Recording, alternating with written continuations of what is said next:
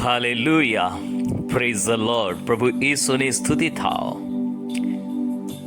કરંથીઓને બીજો પત્ર, 1 અધ્યાય અને 3 અને 4 કલમ આ પ્રમાણે કહે છે: આપણા પ્રભુ ઈસુ ખ્રિસ્તના ઈશ્વર તથા પિતા, જે કરુણાના પિતા તથા સર્વ દિલાસાના ઈશ્વર છે, તેમની સ્તુતિ થાઓ. તે અમારી સર્વ વિપત્તિમાં અમને દિલાસો આપે છે, જેથી અમને પોતાને ઈશ્વર તરફથી જે દિલાસો મળે છે તે વડે જેઓ ગમે તેવી વિપત્તિમાં હોય તેઓને અમે દિલાસો આપવાને શક્તિમાન થઈએ. પ્રભુની સ્તુતિ થાવ. હાલેલુયા. આપણો પરમેશ્વર એ દિલાસાનો પરમેશ્વર છે, એ કરુણાના પિતા છે, અને આપણો પરમેશ્વર એ આપણને ખૂબ પ્રેમ કરનારો પ્રભુ છે. હાલેલુયા. પ્રેરિત પાઉલ પ્રભુનો આભાર માને છે અને જણાવે છે કે આપણા ઈસુ ખ્રિસ્તના પરમેશ્વર પિતાને, જે કરુણાના તથા દિલાસાના ઈશ્વર છે, તેમની સ્તુતિ થાઓ. શા માટે પાઉલ પરમેશ્વરનો આવી રીતે આભાર માને છે? 4 કલમ જણાવે છે, તે અમારી સર્વ વિપત્તિમાં અમને દિલાસો આપે છે. હાલેલુયા. પરમેશ્વર આપણને દિલાસો આપે છે. જ્યારે આપણા જીવનોમાં મુશ્કેલીઓ આવે છે, સંઘર્ષ આવે છે, સમસ્યાઓ આવે છે, ઘણી વાર આપણને દિલાસો આપનાર કોઈ હોતું નથી. અય્યુબના જીવનમાં વિપત્તિ આવી પડી. તેના મિત્રો તેને દિલાસો આપવાને માટે આવ્યા, પણ તેઓ દિલાસો આપવાને બદલે તેના માટે શોક અને ખેદનું કારણ થઈ પડ્યા. તેઓ અય્યુબને એવું કહેવા માંગતા હતા કે તે જરૂર પરમેશ્વરની વિરોધમાં પાપ કર્યા છે, અને એટલા માટે આ દુઃખ તારા ઉપર આવી પડ્યું છે, આ એકાએક વિપત્તિઓ તારા ઉપર આવી પડી છે. પણ અય્યુબ એ તો પરમેશ્વરની દ્રષ્ટિમાં ન્યાયી વ્યક્તિ હતો, ઈશ્વરનો ડર રાખનાર, પરમેશ્વરનો ભય રાખનાર વ્યક્તિ હતો. પણ અય્યુબના જીવનમાં વિપત્તિ આવી પડી ત્યારે તેના મિત્રો તેને દિલાસો આપવા આવ્યા, પણ એ તેને દિલાસો આપવાને બદલે તેના ઉપર દોષ મૂકવા લાગ્યા. ઘણી બધી વખત વ્યક્તિઓ આપણને દિલાસો આપવાના બદલે આપણને શોક આપીને જાય છે, મેણા મારી જાય છે, આપણું અપમાન કરી જાય છે. પણ આપણો પરમેશ્વર એ દિલાસાનો પરમેશ્વર છે. હાલેલુયા. અને આપણી સર્વ વિપત્તિમાંથી આપણને દિલાસો આપે છે.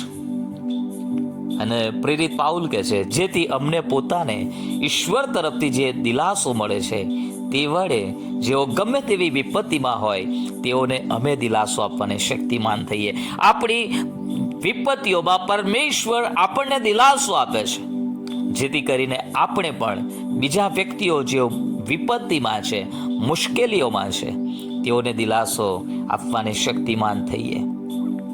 જે સ્ત્રીએ બાળકને જન્મ આપ્યો છે, એ સ્ત્રી જ્યારે બીજી કોઈ સ્ત્રી, બીજી કોઈ બહેન જે બાળકને જન્મ આપવા જઈ રહી છે, અથવા તો એ સમયનું જે પ્રસૂતિનું જે દુઃખ હોય છે, એ સમયે જેણે ઓલરેડી 2-3 બાળકોને જન્મ આપ્યો છે, એ જઈને કહે કે ચિંતા ના કરશો, આ દુઃખ થોડા સમય માટે છે, પણ બધું સારું થઈ જશે. ત્યારે એ જન્મ આપનારી સ્ત્રીને દિલાસો મળે છે. કેમ કે આ સ્ત્રીએ પોતાના અનુભવ, તેણે 2-3 બાળકોને જન્મ આપ્યા છે, એટલે એને ખબર છે કે એ દુઃખ શું છે, પીડા શું છે, અને એમાંથી એ પ્રસાર થયેલી છે. પરંતુ કોઈ નાની છોકરી કે જેને કોઈ અનુભવ નથી, એવી કોઈ છોકરી જઈને દિલાસો આપે તો કદાચ એ એટલો બધો અસર નહીં કરે. કેમ કે એ છોકરી કુંવારી છે, એને બાળકોને જન્મ આપવાનો અનુભવ નથી. એવી જ રીતે આપણા જીવનોમાં પણ વાલાઓ જે વિપત્તિઓ આવે છે, જે સમસ્યાઓ આવે છે, એ ઈશ્વર એનો ઉપયોગ બીજાઓને દિલાસો આપવાને માટે કરે છે. અય્યુબના જીવનમાં આટલું બધું દુઃખ આવ્યું, પણ આજે પણ અય્યુબનું જીવન આપણને દિલાસો આપે છે. આજે પણ અય્યુબના જીવનથી આપણને ઉત્તેજન મળે છે. આજે પણ અય્યુબના જીવનના દુઃખો તરફ નજર કરીએ તો આપણને લાગે કે અય્યુબ જેટલું દુઃખ આપણા ઉપર હજુ સુધી આવી પડ્યું નથી. અને માટે આપણને એક દિલાસો મળે છે, આપણને હિંમત મળે છે. અને એવી જ રીતે આપણા જીવનમાં પણ જ્યારે કોઈ પણ પ્રકારની મુશ્કેલીઓ આવે છે, ત્યારે આપણને જે તકલીફો અને વિપત્તિઓ પડે છે, એમાં પરમેશ્વર આપણને બીજાઓને દિલાસો આપવા માટે શક્તિમાન બનાવે છે. અને પરમેશ્વરનો ઉદ્દેશ આપણા જીવન માટે એ જ છે કે આપણે તેનો મહિમા પ્રગટ કરીએ, આપણે બીજાઓને માટે ઉપયોગી પાત્રો બનીએ. અને પરમેશ્વર આપણને ઉપયોગી પાત્રો બનાવવાને માટે થઈને આપણું ઘડતર કરે છે. એક માટી જ્યાં સુધી એને ગૂંદવામાં ના આવે, એને બરોબર ગૂંદીને એનો લોંદો બનાવીને એને માછલા ઉપર એને યોગ્ય આકાર આપવામાં ના આવે, એને આગમાં બરોબર એને તપવવામાં ના આવે, ત્યાં સુધી એક પાક્કું પાત્ર કે માટલું કે એક વાસણ બનતું નથી. એવી જ રીતે આપણા જીવનને પણ પરમેશ્વર ઉપયોગી પાત્રો બનાવવાને માટે ઘણી બધી પ્રોસેસમાં થઈને જવા દે છે.